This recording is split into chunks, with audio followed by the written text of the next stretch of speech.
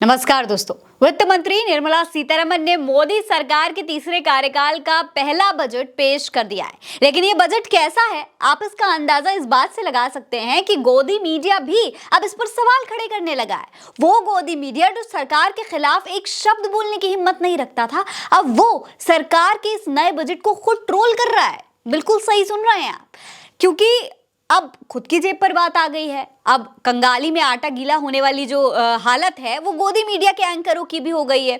अब ऐसी हालत में अच्छे अच्छे लाइन पर आ जाते हैं। ऐसे में गोदी मीडिया के एंकर सुधीर चौधरी की भी पत्रकारिता जाग चुकी है।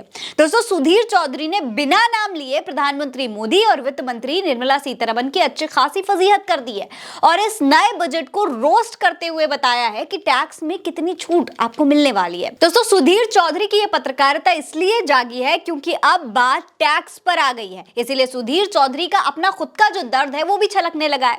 उनको भी टैक्स देना पड़ता है, वो भी आम आदमी है, देश की जनता है। तो इतना जो भारी टैक्स सरकार लगा रही है, हर चीज पे टैक्स लगा रही है, वो तो सुधीर चौधरी को भी झेलना पड़ेगा। ऐसे में अब सवाल उठाना लाजमी है। दोस्तों, अपने शो में सुधीर चौधरी बताते हैं कि अगर किसी की सालाना आय 8 लाख रुपए है तो उसे 650 रुपए बचेंगे।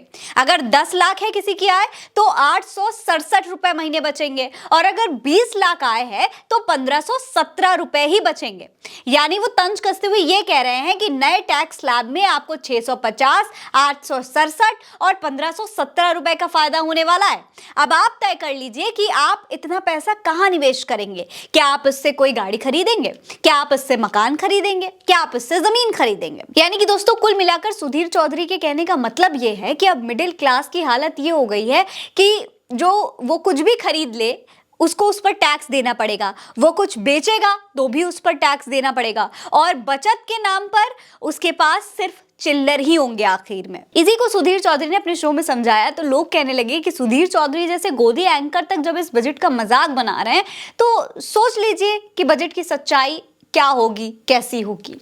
इस पर सोशल मीडिया की जनता भी क्या कह रही है वो भी हम आपको बता देते हैं। देखिए, एक कीकी सिंह नाम के पेज से ट्वीट किया गया है कि ऐसे तो सरकार द्वारा पेश किए गए बजट से हर बार जनता परेशान रहती है और पत्रकार बजट के फायदे नुकसान गिनाते हैं, लेकिन इस बार तो विश्लेषण एक्सपर्ट सुधीर चौधरी भी चिढ़े हुए नजर आ रहे हैं। नितिन अग्रवाल लिखते हैं कि बजट कैसा है इसका अंदाजा आप इस बात से लगा सकते हैं कि गोदी मीडिया भी इसे डिफेंड नहीं कर पा रहा है। सुधीर चौधरी जो सरकार के हर निर्णय के फायदे गिना दिया करता था, अब उसने भी हथियार डाल दिए हैं और सरकार को ट्रोल कर रहा है।